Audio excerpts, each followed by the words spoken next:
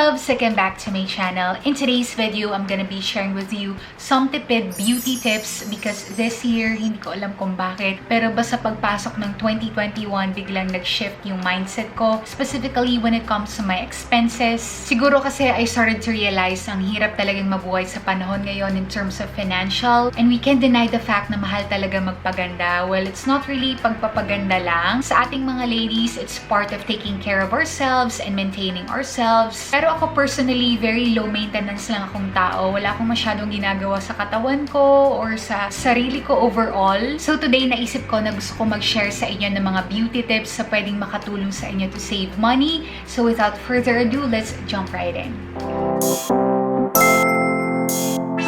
Alright, so for our beauty tip number 1 is to keep your natural hair color. And I know before, I've experienced na magpa-hair color talaga when I was in college. And experience ko na mahirap talaga siyang i-maintain, especially kapag bumababa ng hair color mo. And then, every time you shampoo or you wash your hair, nag-change yung hair color, diba? And not only that, nakaka-dry din siya ng hair, nakaka-damage din siya. So since then, I think it's been 6 years now na nag-stop na talaga akong mag-hair color kasi when I started working, hindi nila inalaw yung mga hindi natural hair color, and since nag-apply ako, may kulay yung buhok ko noon. I think it was brown something. Hindi ko na maalala, pero hindi siya yung natural hair color ko. So, ayun, nagpa-black ako ng hair, and until now, ayan, ito na yung natural hair color ko. It has been 6 years kasi 6 years ako nag-work, and I realized sobrang laking tipid talaga if you keep your natural hair color kasi hindi mo kailangan i-maintain yung hair color mo, hindi mo kailangan magpa-retouch every month. Tapos alam ko kasi yung may mga hair color, may binibili silang specific hair care products to keep their hair color or para hindi mag-change yung color ng hair nila. So, ayun, dagdag pa rin yung sa gastos. Syempre, kung iisipin mo talaga, sobrang gastos if you keep coloring and styling your hair. So, ayun, kaya na-realize ko na rin na hindi na talaga ako magpapa-hair color ever. I'll just keep this black color. And personally, mas gusto ko nga yung black hair color kasi it's more classic. Tapos, ayun, bukod sa low maintenance din siya, hindi pa nadadamage yung hair ko. Alright, so moving on to our beauty tip number 2, and this one is closely related to our beauty tip number 1, and that is to trim your hair every month or 2. And I know kung papakinggan nyo, parang ang gastos yata nun kung magpapagupit ako every month or every 2 months. But I'm telling you, hindi. Kasi malaki rin yung maititipid nyo if magpapatrim kayo ng hair every month or 2. Kasi bukod sa you are keeping your hair naturally healthy, hindi kayo nagkakaroon ng split ends. So makakasave kayo sa mga future hair treatments nyo. And second of all, makakatipid kayo sa mga hair care products nyo. Kasi isipin nyo kung super haba ng hair nyo, like hanggang dito sa waist, imagine nyo kung gaano karaming shampoo and conditioner yung gagamitin nyo every time na maliligo kayo, diba? So parang siguro yung mga isang ganitong kalaking bote ng shampoo, mauubos nyo in a week kasi nga sobrang haba ng hair nyo, and if kung makapal pa yung hair nyo like me, super gastos talaga. Kaya ako, I do really trim my hair every month. Kaya ayan, I keep my hair short na lang para tipid nga sa hair care products and iwas mga split ends. And ako, I find my hair growing longer quickly when I trim my hair every month. So ayan, kaya mapapansin nyo bakit ang bilis laging humaba ng hair ko, kakapagupit ko lang, tapos ang haba na ulit. It's because, ayun nga, tinitrim ko yung mga split ends, and ayun, tumutubo siya ng maganda. Kaya I really do advise na you trim your hair para to keep your hair healthy rin and iwas yung mga tangles, iwas hair fall. Ayan, isa rin yung problem ko kapag humahaba ng hair ko, mas lumalala yung hair fall ko. Pero since my hair is short, ayan, super minimal lang or wala nga halos akong hair fall talaga. So if ganun din yung mga problem nyo, ayun, masasuggest ko talaga sa inyo to trim your hair. Okay, so for our beauty tip number 3, sa hair pa rin tayo, and that is to treat your hair at home.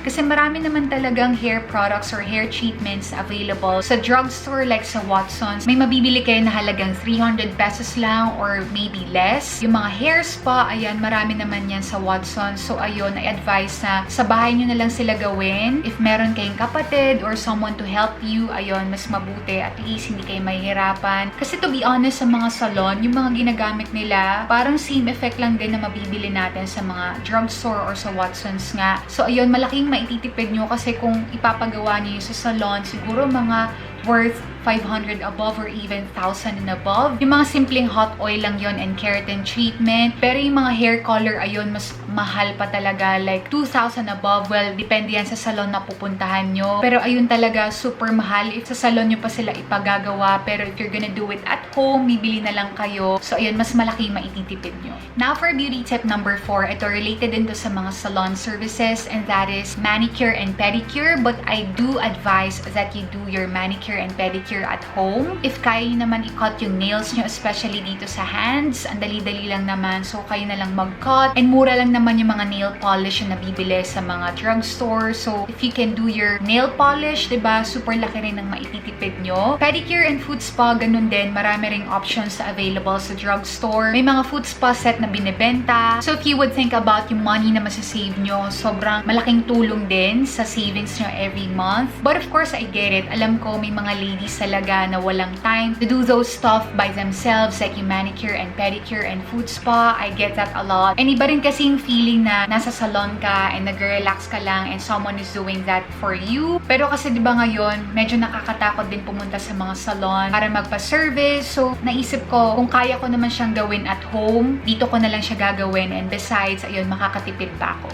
Okay, for beauty tip number 5, don't fall for overhyped items, and that includes yung mga new releases, new arrivals, ayan. Especially sa makeup industry, sobrang ang daming nag-release ng bagong makeup, buwan-buwan, and even weeks. Diba? Kakabili mo lang ng ganito kasi may bagong labas. Tapos later on, ayan na naman, may bago na namang release, and super interested ka na naman na subukan yon. Well, wala namang masama sa pag-try ng mga bagong products kasi guilty rin ako dyan, but I realized now na I should do my research first before purchasing another item, especially sa mga makeup and even skincare, kasi gusto ko lang din maging practical. Kasi kung meron na naman ako na ganung klaseng product, bakit ko pa bibilin to na ganun din naman yung effect niya or performance niya for me? So, di ba parang impractical kung bibili pa ako ng isa pang product na pareho lang naman yung magiging effect niya if I already have that kind of product. So, dito na lang ako magsisettle, di ba? And that is one thing that I'm really working on for this year, kasi this year, I just wanna be more careful in my expenses and be more intentional in my purchases. Kaya I'm really going to be careful and do my research first on the products. Alright, so we are halfway through kasi I have 10 beauty tips pala dito. Now we are moving on to our beauty tip number 6. And this one very interesting, and I think maraming makaka-relate, and that is sale isn't always a good option. And I know maraming guilty sa atin lahat na nafo-fall tayo sa mga sale items thinking that we can save a lot of money by purchasing that sale item. Pero in reality, hindi rin tayo nakatipid kasi when an item is on sale, di ba, parang may tendency ka na bumili ng twice more of the product kasi sabi mo 50% off naman siya. So bibili na ako ng dalawa kasi kung hindi siya naka-sale, isa lang yung mabibili ko, pero dahil naka-sale siya, dalawa yung mabibili ko. Pero hindi tama yung ganong mindset or hindi tama yung ganong approach. Well, I'm not saying sale items are bad. Maganda rin siya actually, but it isn't always a good option. So kung hindi nyo naman siya kailangan, wag nyo na siyang bilhin kahit naka-sale siya. Okay, moving on to our beauty tip number 7, and that is to buy a lipstick shade that you can wear every day, and that means avoid buying lipstick shades that you already have. So example, meron na kayong red lipstick na brand X. So dahil meron na kayong red lipstick from brand X, wag na kayong bumili ng red lipstick from brand Y kasi meron na naman kayong red lipstick na magagamit nyo. It's just impractical to have two red lipstick shades sa pareho lang naman talaga kahit na magkaiba sila ng brand. So ayun, I do really suggest na if bibili kayo ng lipstick, bumili kayo ng lipstick shade na maisusuot nyo talaga everyday. Huwag kayong bumili ng shade na hindi nyo naman magagamit, or kung gagamitin nyo man once lang or twice, so sayang pa rin kasi na-expire din ang lipsticks. So ayun, I do suggest na bumili kayo ng shade na masusuot nyo talaga. So we are now on our beauty tip number 8, and that is to go for multi-purpose, long-wearing, easy-to-use, and comfortable wearing products. So one classic example is a multi-purpose product that you can apply on your cheeks, lids, and lips para makatipid kayo kasi instead of buying separate products for those areas sa face nyo, so imagine niyo tatlo yon for your cheeks, lids, and lips. So kung bibili kayo ng isang product na lang, a multi-purpose product, malaki yung maititipid nyo. And also some points to consider, dapat long-wearing sila, easy to use and comfortable para sigurado na magagamit nyo talaga sila. Now for beauty tip number 9, and that is to invest more on skincare rather than makeup. And isa rin yan sa mga gusto kong mangyari this year sa akin kasi nga bala ko talaga hindi na ako bibili ng makeup at all this year kasi gusto ko talagang ubusin or i-maximize yung makeup ko. So kung bibili man ako, skincare na lang kasi alam ko yung skincare, nauubos ko talaga siya and na-maximize ko talaga siya. So ayun. And skincare is really essential and for me, much more important than makeup kasi syempre, mas maganda yung skin mo. Kaya for me, instead of buying a lot more makeup, sa skincare mo na lang siya i-invest.